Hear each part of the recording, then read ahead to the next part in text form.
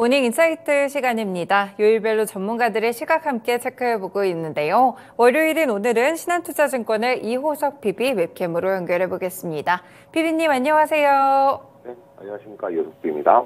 네, 저희 지난주 증시 흐름부터 좀 보겠습니다. 코스피의 경우에는 내내 좀 하락하는 흐름들이 지속됐던 것 같고 코스닥은 등락이 좀 있었던 한 주였던 것 같은데요. 지난주 흐름들 먼저 함께 정리해 주시죠. 네, 우선 코스피부터 한번 체크를 해서 말씀을 드리자면요. 2024년, 작년이죠. 2023년 연말만 하더라도 2024년 올해의 그 코스피 이익 추정치가 이제 좀 더 상향될 것이라고 좀 생각을 하고 있었습니다. 나쁘지 않은 이익 전망치가 나올 것으로 기대를 시장에서 하고 있었는데요. 삼성전자 잠정 실적 발표를 필두로 해서 이런 이제 코스피의 이익 전망치가 좀 하향 조정된다는 우려감들이 나타나기 시작했거든요. 결국 이제 삼성전자가 작년 4분기 실적이 시장의 기대치보다 하회하는 실적이 나오게 되면서 상대적으로 이게 삼성전자부터 이렇다라고 하면은 뒤에 추후에 따라오는 기업들의 실적도 기대치에 못 미치는 경우가 종종 생길 거라고 좀 판단을 한 거고요. 결국 이익 전망치가 하향된다는 것은 말 그대로 지수도 이제 하향이 돼야 된다는 거겠죠. 결국 그런 부분들에 대한 우려가 나오면서 이제 시장 자체가 조금 이제 하락세로 조정 국면에 들어섰다 정도로 생각을 해주시면 될 것 같습니다. 특히 이제 대부분 이제 코스피 같은 경우에는 대형주가 이제 시장을 이끌어가고 있기 때문에 이 삼성전자 잠정 실적 발표 이후로 해서요. 대형주의 수급들이 이탈을 하게 되면서 코스피가 전반적으로 좀 부진했다라고 볼 수가 있을 것 같습니다. 실제로 지난 한 주, 죄송합니다.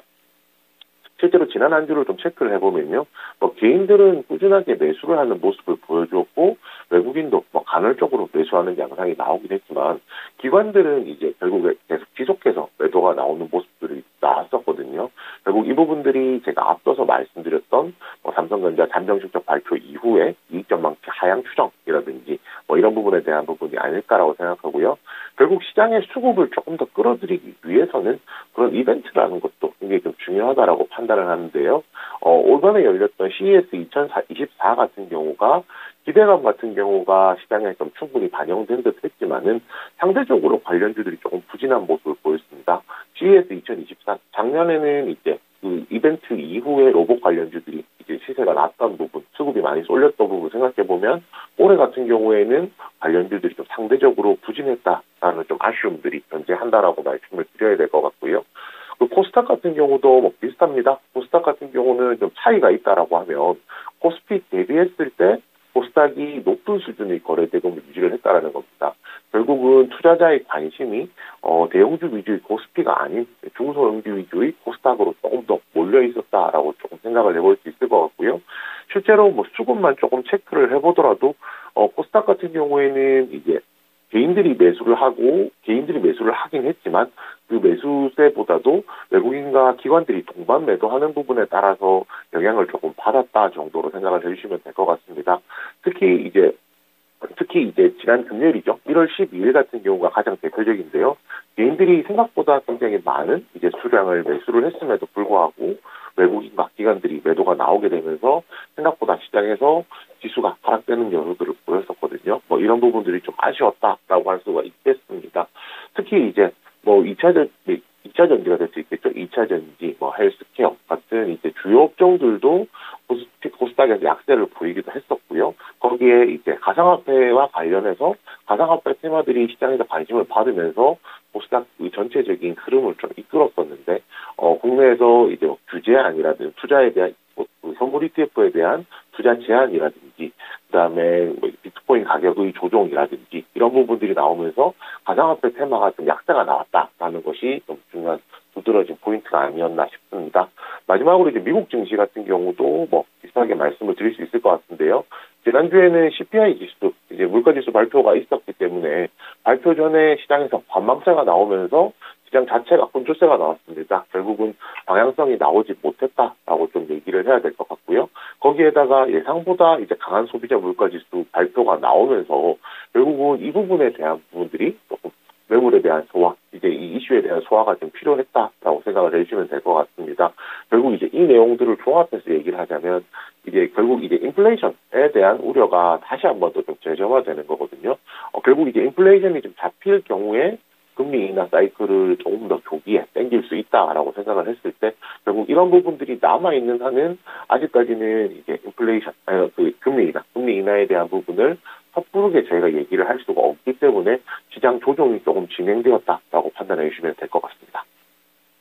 네, 전반적으로 코스피는 지금 8거래일 연속 좀 하락을 하고 있는 분위기인데요. 대형주에 대한 수급 이탈이 좀 발생을 하고 있다는 점, 그리고 이제 여러 가지 이벤트들이 많았죠. CS2024라든지 JP모건 헬스케어 컨퍼런스 같은 이벤트들이 일단은 출연하게 되면서 그 전에 기대감으로 올라왔던 종목들의 차익 실현이 이어졌다는 점을 짚어주셨습니다. 코스닥 시장의 경우에도 마찬가지로 좀 수급적으로 부진한 모습들 가운데 가상화폐 테마를 포함해서 좀 주요 업종들이 악세를 띄웠다는 점까지 함께 체크를 해보실 수 있겠고요. 미증시의 경우에는 계속 좀 혼조세가 나타나는 양상이었는데 이렇게 국내 증시와 미증시까지 함께 연결을 해서 정리를 해봤습니다. 네, 그러면 이번 주에도 주요 일정들이 좀 많은 걸로 알고 있는데 어떤 일정들 살펴보면 될까요? 네, 가장 대표적으로 첫 번째 이제 포문을 여는 것이 미국 공화당 경선이 시작된다는 점입니다. 우선 공화당 경선을 하루 앞둔 상태에서 트럼프 후보의 지지율이 약 48% 정도 나온다라고 얘기를 하고 있거든요.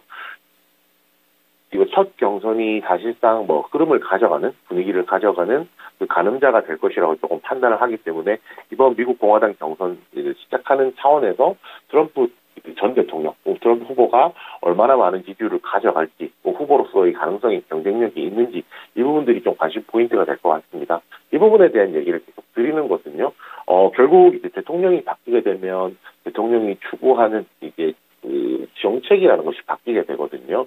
그런 관점에서 트럼프 후보 같은 경우에는 지속해서 본인이 이제 대통령이 만약에 된다라고 하면은 2차 전지라든지 이와 관련된 지금의 정책들을 뒤집을 수도 있다라는 얘기를 하고 있었기 때문에 이 부분을 조금 더 주의 깊게 볼 필요가 있다라고 생각을 하고요. 국내에서도 정치 이슈가 있습니다. 바로 내일인데요. 16일 화요일에 이제 이낙연 신당 창당 발기인 대회가 있습니다. 결국 이제 이런 정치적인 이슈가 나온다는 것은 시장에서 장기적으로 볼 수 있는 방향에 대해서 말씀을 드릴 부분은 아니고요. 결국 이제 단기적으로 저희가 이낙연 테마다라고 하는 종목들의 그 방향성들이 조금 결정될 것이거든요. 그렇기 때문에 이런 부분에 대해서도 단기적인 이슈라도 한번 좀 체크를 해볼 필요가 있다라고 말씀을 드리고요. 그리고 이제 수요일에는 17일에는 이제 미국 12월 소매 판매 지수가 발표가 됩니다. 결국은 11월에도 소매 판매 지수가 발표가 되면서 예상치 정도 수준이었었는데요. 결국은 소매 판매 지수를 통해서 저희가 물가가 완만하게 잡히고 있다는 점, 소매 판매가 완만하게 줄어들고 물가가 완만하게 정리가 되고 있다는 점을 알 수가 있을 때에만 금리를 조기 인하할 수 있다라는 이제 여론이 형성이 되고 패드에서도 그렇게 결정을 하게 되는 참고를 하게 되는 것이거든요. 그렇기 때문에 12월 소매 판매가 이번 주에 같은 경우에는 전 글로벌한 매크로 그리고 결국은 이제 그게 주식시장에 영향을 끼치기 때문에 주식시장의 방향을 잡는 가늠자로서는 굉장히 좀 중요할 것이다라고 말씀을 드리겠고요. 18일에는 이제 미국 임상종양학회 소화기암 심포지엄이 개최가 됩니다. 이제 바이오 관련주들, 헬스케어 관련주들이 올해 좋을 것이다라고 얘기를 많이 하고 있는데요.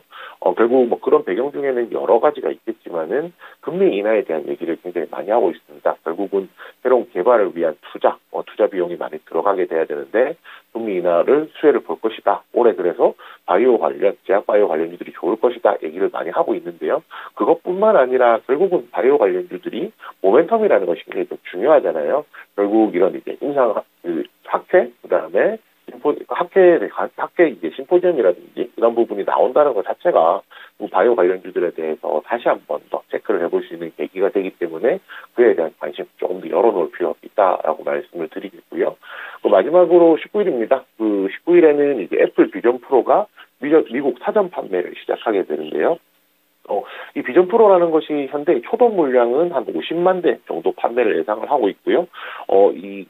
애플에 대한 팬층, 그리고 비전 프로에 대한 수요가 굉장히 높기 때문에 이 50만 대가 생각보다 빨리 판매가 될 것이고, 장기 품절, 그러니까 신규로 새롭게 공급을 못 따라가는 거죠. 수요를 공급이 못 따라가게 되면서 장기 품절에 대한 얘기를 현재 나오고 있는 상황입니다. 그 정도로 이 애플 비전 프로가 만약에 흥행을 한다라고 하면 그동안 이제 시장에서 관심을 받기는 받았었지만 시세 분출이 좀 뜸했었던 이제 메타버스 관련주라든지 AR이나 VR과 관련된 종목들, 기계들과 관련된 종목들 같은 경우에도 시장에서 충분히 관심을 받을 수 있기 때문에 이 부분에 대한 관심도 한번 가져볼 필요 있다라고 정리드리겠습니다. 네, 이번 주에도 중요한 일정들이 체크할 만한 게 상당히 많은 것 같은데요. 그러면 PB님이 보시는 이번 주 주요 일정들 가운데 가장 하이라이트는 어디가 될 것 같으세요? 네, 일단 시장의 방향성이 돌아서야 되기 때문에 미국 12월 소매 판매 발표가 가장 중요할 것이다라고 판단하고 있습니다. 알겠습니다. 그리고 지금 일정들을 보니까 애플의 비전 프로라든지 그리고 앞서서 정치에 관련된 테마 종목들이 사실은 지난주에도 좀 많이 움직였다고 보는데 관련 종목들이 이미 좀 선반영된 이벤트라고 해석을 해도 괜찮을까요? 어떻게 보시나요? 네, 어느 정도는 선반영되었다라고 보는 것이 맞을 겁니다. 그렇지만 이 이슈 자체가 소멸된 상황은 아니기 때문에 이번 주에도 연속성을 좀 가지고 움직일 것이라고 판단해서 소개해드리게 되었습니다. 네, 알겠습니다. 그리고 또 선거 얘기가 있어서 그런데 주말 중에 대만과 관련된 선거 결과가 좀 나왔습니다. 약간은 미국 쪽에 좀 친미 성향의 그런 정당이 또 가져가게 됐었는데 여기에 대한 증시 영향들은 어떻게 체크를 해보는 게 좋을까요? 네, 우선 친미 반중이라는 기조를 가진 정당이 되었다고 생각을 해주시면 되고요.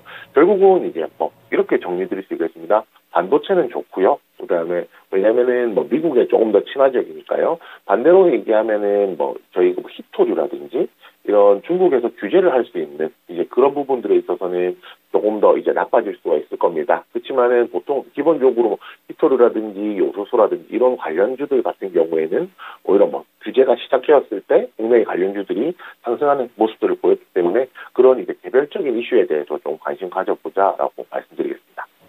네, 알겠습니다. 그런 관점에서 함께 해석해 보도록 하겠습니다. 그렇다면 이번 주에는 또 국내 증시, 미증시 어떤 성향들을 보이게 될지 이번 주에 대한 전략들도 함께 알려주세요. 네, 국내 증시에서 가장 중요한 부분은 추가 하락이 제한되는지에 대한 여부가 좀 중요하다라는 겁니다. 결국 이제 지금 아까 7거래일 연속, 8거래일 연속 하락을 하게 되면서 이 부분에 대한 좀 부담들이 굉장히 많이 커져 있는 상황이거든요. 그렇기 때문에 여기서 반등을 위한 키워드가 한 가지 정도 필요하다라고 조금 판단을 하고 있고요. 그 부분을 이제 여러 가지가 있겠지만 지금 좀 그 부분과 별개로 좀 얘기를 해볼 수 있는 부분들이 있다라고 하면 국내 1호 디지털 치료기기인 이제 불면증 치료제 이제 솜즈라는 것이 정식 처방이 개시가 됐습니다. 결국 이제 이 부분이 의료기기 테마로 보통 이제 저희가 좀 얘기를 해봐야 될 것 같은데요. 제약바이오 관련해서 제가 앞에서도 올해 좋을 것이다라고 말씀을 드렸었지만 좀 결정적인 모멘텀들이라는 건 분명히 필요하다라고 말씀을 드렸었거든요. 그런데 지금 시점에서 제약바이오와 관련된 좀 긍정적인 흐름을 좀 기대해 볼 수 있는 여지가 있지 않을까라고 조금 추가적으로 다시 한번 말씀을 드리겠고요. 그리고 앞에서 말씀드렸던 내용 다시 한번 좀 말씀드리게 됐습니다. 이제 이낙연 신당 장당 발기인 대회에 대한 말씀 다시 한번 좀 드릴 건데요. 지난주에 이제 재료가 나왔었기 때문에 이제 이 부분에 대해서 조금 우려하시는 분들이 분명히 있을 거라고 생각을 하거든요. 그렇지만 결국 이제 시세의 연속성이라든지 그리고 아직 재료가 소멸된 부분이 아니라고 생각을 한다면 단기 매매와 관련해서는 충분히 전략이 좀 나올 수 있을 것이라고 생각합니다. 단기 매매에 대한 전략에 대해서 말씀을 드리는 이유는 굉장히 심플한데요. 결국 시장이 지금 제가 앞서서 말씀드렸던 게 추가 하락 제한 여부에 대한 부분이었잖아요. 결국 만약에 추가 하락이라는 부분들이 제한이 안 된다라고 했을 경우에는 오히려 이런 기회에 단기적으로 이제 수급을 활용할 수 있는 전략도 충분히 구사할 필요가 있다라고 말씀을 드리겠고요. 미국 증시 같은 경우에는 엔비디아에 주목해볼 시장이라고 말씀을 드리겠습니다. 지난주에도 엔비디아가 흐름이 굉장히 좋았었거든요. 그렇지만 아까 앞서서 맨 서두에 말씀드렸던 삼성전자 잠정 실적 발표 이후에 그 부분들이 이제 충분히 그 국내 반도체 관련주들에는 이제 엔비디아의 선방이 이제 반영이 되지 않는 모습들이 나왔습니다. 결국 이번 주에도 엔비디아가 좋은 흐름을 가져간다라고 하고 앞에서 말씀드렸던 국내 증시가 추가적인 하락이 좀 제한된다라고 생각했을 경우에 이 부분에서 국내 증시에 영향을 줄 수 있기 때문에 엔비디아에 좀 더 주목해보자라고 말씀을 드리겠고요. 그리고 이제 앞서서도 말씀드렸지만은 미국 공화당 경선이 있을 것이고 트럼프의 당선 확률에 따라서 변화가 발생한다는 겁니다. 2차 전지를 기준으로 좀 말씀드릴게요. 2차 전지 전기차를. 결국에는 이제 트럼프가 되느냐 아니면 바이든이 재선을 하느냐에 따라서 2차 전지, 전기차에 대한 정책적인 방향들이 달라질 것이기 때문에 아무래도 이제 이제 삽을 어떻게 뜨느냐에 따라서 이런 행방에 대해서 좀 관심을 가질 필요가 있다라고 생각을 하고요. 마지막으로 이제 또 반복되는 내용이긴 한데 애플 비전 프로에 대한 말씀 또 드려야 될 것 같습니다. 사전 판매가 시작되잖아요. 지난주에 이제 마이크로소프트한테 시가총액 1위를 내주기도 했었는데 결국은 이제 마이크로소프트 같은 경우에는 챗 GPT라고 하는 AI라고 하는 성장 동력을 확보를 한 상황이기 때문에 시장에서 더 긍정적으로 이제 바라볼 수가 있는 것이고요. 애플 같은 경우 최근에 이제 아이폰 판매량이라든지 준수하다라고 할 수도 있지만은 새로운 것이 없다라는 차원에서 시장의 관심을 조금 덜 받게 되는 상황이 나올 수도 있다라고 판단을 하고 있습니다. 결국은 이제 비전 프로의 사전 판매가 시작되게 되면은 애플의 입장에서도 애플을 투자하기 위해서 바라보는 사람들이 시선에서도 이제 어느 정도는 새로운 이제 투자처 그리고 새로운 사업이 시작되었다, 새로운 성장 동력이 나왔다라는 이제 관심을 가질 수가 있기 때문에 이 부분에 대해서 애플에도 관심을 가져야 할 것이고요. 국내 시장으로 조금 더 가져와서 얘기를 한다라고 하면 앞서서 말씀드렸던 XR이라든지 메타버스 관련주에게 어떤 낙수 효과가 있을지에 대한 부분도 예상해보는 것도 재미있는 내용이 되지 않을까 생각합니다. 네, 국내 증시와 미국 증시에 대한 전략들까지 이번 주에 함께 들어봤는데요. 국내 증시 쪽에서 한 가지만 질문을 드리면 지금 주신 종목이나 말씀 주셨던 이슈들이 대부분 단발성 이슈구나 약간 좀 제한적으로 테마 쪽으로 좁게 많이 주셨던 것 같아요. 그렇다면 이번 주에도 역시나 주도주 같이 반도체, 2차 전지, 제약바이오 이쪽 섹터는 좀 부진하다고 보시나요? 여기에 대한 의견은 어떠실까요? 네, 제가 수요일에 12월 소매 판매가 중요하다라고 말씀을 드렸었는데요. 결국은 이제 지수가 하락 여부가 이제 불분명하기 때문에 좀 단기적인 재료로 이제 또 몰아서 말씀을 드리게 되었습니다. 만약에 지수가 이제 추가 하락이 제한되고 반등이 나온다라고 하면은 기존 주도주였던 반도체라든지 2차 전지에 대한 비중을 더 늘려볼 수 있겠지만은 지금 아직까지 좀 불분명한 상황이라고 생각한다면은 조금 더 좁게 포인트를 놓고 보는 것이 맞다라고 생각하고 있습니다.